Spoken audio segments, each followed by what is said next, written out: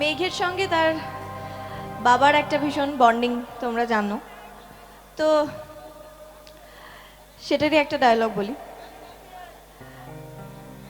বাপি,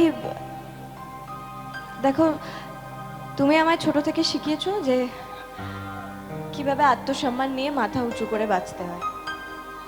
আমিও এতদিন ধরে সেটাই করেছি, সেটাই করার চেষ্টা করেছি। কিন্তু নীল কোনোদিনই আমাকে বিশ্বাস করেনি বাপি। আর নীলের বাড়ির পরিবেশে আমি আর পারছিলাম না, আমার দম বন্ধ হয়ে যাচ্ছিল।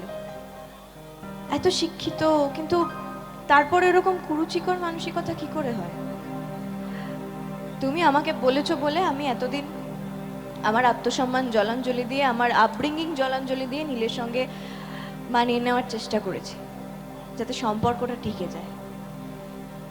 কিন্তু বাপি, আমি দেখলাম কোনো কিছুতেই আর কিছু হচ্ছে না।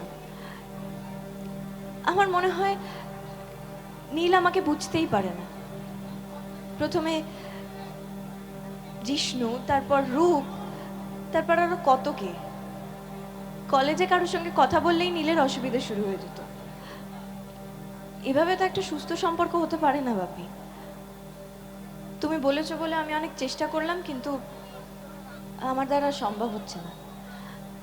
আমি এই সম্পর্কটা থেকে বেরিয়ে যেতে চাই এই মুহূর্তে, এক্ষুনি ওই বাড়ি ছেড়ে আমি বেরিয়ে যেতে চাই। তুমি আমাকে প্লিজ ভুল বুঝো না।